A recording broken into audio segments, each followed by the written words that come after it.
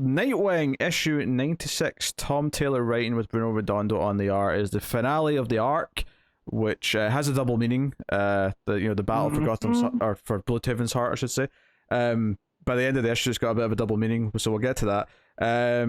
Unsurprisingly to everyone, I love this issue. It's, the end of last issue was the mask coming off and Blockbuster seeing that Dick Grayson is Nightwing as Haven is burning due to Blockbuster's antics, and Babs is outside. She's offering help for Dick, and Dick's, no, I'm going to fight Blockbuster on my own. So a lot of the issue is just Dick and Blockbuster fighting. Yeah, but in the flames, it looks rad as hell. Oh yeah, they're surrounded by fire. The conversation behind, when Dick puts his mask back on early on, and we get like the close up of the hands like putting it on, and then so there's a lot of good stuff going on here. The fighting looks fantastic. Redondo's art is beautiful. You get a lot of there's a panel a few pages in where so after he's put his mask on, he's like, it's like Dick's like running or lunging to, and it's like a side shot of him doing this with his hands out behind him with his batons, and it's like, you've got the orange of the flames behind him, and then he's just like black and blue in colors. It looks beautiful. It's an excellent finale to the arc. You get the big fight, the big showdown with Blockbuster, and ultimately though, this idea that this has all been about Blockbuster trying to keep a hold of the city, and he hates that Dick's trying to take it from him, and now he knows that Dick and Nightwing are the same person. There's a lot of great climactic stuff here with this, and payoff to this like being the story of Blockbuster, and it is the ending of Blockbuster's story for now, because Blockbuster at the end of this issue seems to be dead. So yeah, Heartless shut up was like, I was ready for you this time. I got a bigger tube.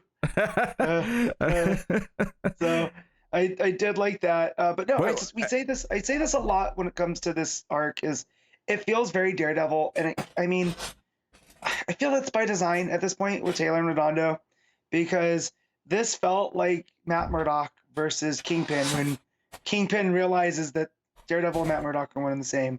And even the threat from Blockbuster is everyone is now less safe because I know who you are. Yeah. It's just that felt very Kingpin, but with just the way that Dick responds and how Babs responds later, that's what makes it Nightwing in DC, and that it's not just it's almost these archetypes here. But yeah, man, it looked so cool, the fight with all the color around there, with the oranges and the reds and yellows and stuff with the fire against whatever tone that Blockbuster is, because he's like a pinkish hue. It makes him look that much more monstrous. It looks like he's part of the fire, whereas Dick always looks like he stands out because of the blue and the black. Right. He is in the fire. He's the one saying this is fine, whereas Dick's like, no, fighting against it. I think I love that this truly ends a lot of like Blockbuster's like current story, because the other villains turn their back on him because they find out, Babs reveals to them that Blockbuster actually owns the prison in Bloodhaven, and all the horrible time that some of you have had there is actually, he could have made that easy for you. He could have changed it so that it was like a resort while you were there, but he didn't. He kept one of the roughest prisons in the country. And one of the guys like, I lost friends in that prison, and we get the good Tom Taylor trick, which we've seen now here and in Suicide Squad, where we get the comics code.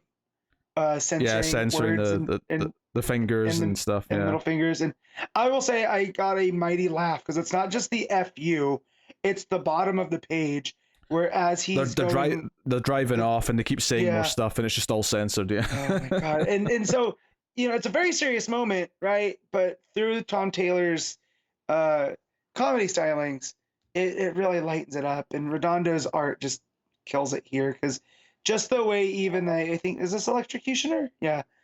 The way that he's framed with the middle fingers, it's all just very, it's makes very, for a big moment. Yeah, it's all designed to be as funny as humanly possible.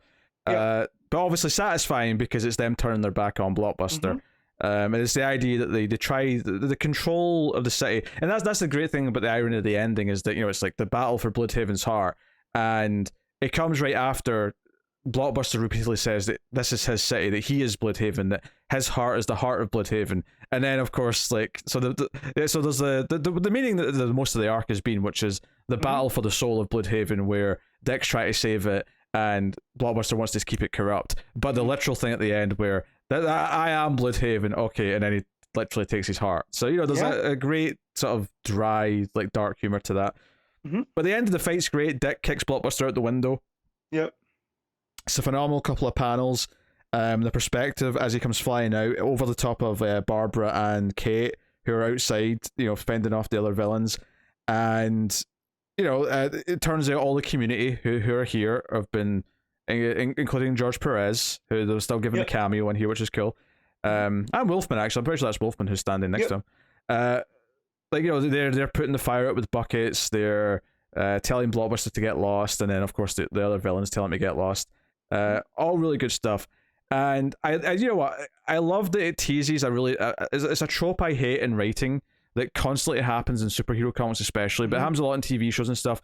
Is the "we can't be together because you'll be in danger" bullshit. I love that Dick says that, and for a split second, you're like, "Oh no, Taylor, what are you doing?" And then Babs just starts cackling with laughter. Are you serious? I'm Batgirl. Look at who we are. It doesn't matter. And then, you know, we're always in danger. I love that line. And then you get this really sweet exchange where she asks if he's happy, and he's like, "Yeah, I've never been happier." And then she's like, Oracle and Nightwing, Batgirl and Robin, Dick and Babs, and then, you know, they have their big, you know, kisses. You know, this is really feels like a heartwarming run to me, where it's finally willing to. Anyway, this goes back to what I said before about how the New 52 refused to accept the history of anything. This is like just capitalizing on so much history to give all of this so much weight. Yeah, and like it's always felt like Dick Grayson is like the cornerstone of the DCU, and I like that here Taylor's really embracing that, because Matt, you say that every single time we talk about this book. I know, but it's because of the way. So like, as Blockbuster's like, well, you can't stop me by yourself. He's like, I don't have to do this by myself. And you know, he's not Superman, right? He can't be everywhere at once. But through his connections of stuff, it's Dick Grayson wins because he's a good friend, right? Yeah. It's worth mentioning as well that this issue focuses primarily on Dick versus Blockbuster, and Dick mentions all the things that happened last issue, but I like that it made the entire confrontation feel big, that we had Flash going after the one villain, and we had the Titans go after this other part of the operation. But it made sense to me that in this issue, okay, that we got all out the way in the penultimate issue to make everything feel big, but now it's just these two in a room with fire, and like it's a one-on-one fight, because it makes it feel like the big climactic fight as opposed to just another part of the overall schmoz, if you will. So I really like that, and just what I said there about using all of the history, even that line from Babs, which is Oracle and Nightwing, Batgirl and Robin, Dick and Babs. It's like literally their real names are last, their first aliases are second, and what they currently get known as, being first. This idea that it's going back down that line of history in that dialogue. They are rivaling Lois and Clark as my favorite couple. Like, because it feels real. Like, this feels like a real relationship. Like, yes, it's all art, but you know, the way that Taylor has played with it in this arc, well, in his run on Nightwing, like, it's just, they feel like a real couple, that like her laughing at him, like, well, we can't be together because you'll be in danger, and she's like, yeah, okay, you know, that's like a real response from a loved one, you know, like, don't worry about me, I'll worry about me. So yeah, they're and also they're adorable.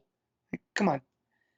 Yeah, honestly, at this point, I'm starting to think no one should ever do a Nightwing run after this, because I don't know how anything's ever going to like compare to it. Yeah, this is definitely like everything I've ever wanted in Nightwing run, and like, where do we go from here? Like, everything's just like, I'm sure it'll be fine. Like, whoever takes over for, you know, Taylor, I'm sure it'll be fine. Yeah, not that we're done yet, I mean, and not that there's not like plenty still to come. Obviously, we're this Heartless stuff's been building since the start of the run, and that's obviously like we're getting more teasers. Which, by the way, I love that his heart gun for Blockbuster looks like a rocket launcher. The way he's like holding it, it's like a rocket launcher on his shoulder. It's, I don't know, it's just a really nice touch. I was gonna say though too, when you said about like you don't want another Nightwing run, and I was like, I'm sure people said that with Bendis with Daredevil. And then Brubaker came up. Oh, like, sure, okay, yeah. we're gonna do. So I'm gonna say if any of our other favorite writers, that's the gauntlet. I say that, but then it's like, okay, take it over for. It's like Ram V is going to be the next writer on it. I was like, okay, fine, whatever. Like I'll shut up. People, right? That go ahead. The gauntlet's thrown. Show us what you got. Yeah, but this was like the perfect climax to this arc. It felt like it was really touching on all these things, and obviously the fact that Blockbuster, at least for now, is dead, would also take care of the fact that he knows who Dick is. So we don't have to deal with that too much right now, which is nice. It's almost like Heartless doesn't care about that, right? Like that's what makes him and Blockbuster different, or them, because we still don't know who Heartless is. Sure, yeah, but I wasn't even thinking about it in the context of that. I was just thinking the context of dealing with it from a writing point of view. We don't have to do it for at least a while until Blockbuster somehow comes back. But zombie Blockbuster. But the other thing about this though is there also elevates Heartless, because he's just done this to Blockbuster. You spend time building up a villain, especially an original villain like this. You have to put them over. You have to make it clear that they're a big deal and a big threat. So having it last a while helps do that, but having him take out Blockbuster like this really achieves that, and all of a sudden Heartless feels like a bigger deal again. So it says next power vacuum, so we'll see maybe if some other mobsters try to take over Blockbuster's turf or something, and how Nightwing co deal with that. But that was really cool. So no, I had just a giant smile on my face pretty much this entire issue. Redondo's art is phenomenal. The fight is exciting to watch. The emotional conversation that turned funny very quickly between Dick and Babs, very touching. The close-ups of the hands and things like that. Just the perfect thing to use in the panels as this is playing out. Really good stuff. And then obviously all the Heartless stuff in the last scene is great. So yeah, well, and the ominous "Your city's mine now." Yeah. That's oof. So there's always going to be another threat, and Dick already knows about Heartless to some extent, but doesn't necessarily know that Heartless is making plays to really take over the city. Right. So and his sister's still mayor, right? As far as we know. So you say that as if there'd be any reason why she wouldn't be now. Well, because she implicated in Blockbuster's corruption and stuff, like with the cop, like when he. Oh no, because Blockbuster's guys got him. Yeah. That's right. So yeah. Yeah, I don't see why that would have changed, unless they tell us differently next issue. Right. So no, phenomenal issue. Loving this run. It's becoming slowly, issue by issue, one of my favorite runs of DC Comics. So, it's already taken best Nightwing run for me, and we'll see where it keeps going from there. So, what are you giving Nightwing issue 96? I'm giving this a 10. Oh, I don't know if I'm going to go quite to the 10. I am going to go a little bit more restrained and say 9.5. But I loved it. And I'm loving this run. So, happy days.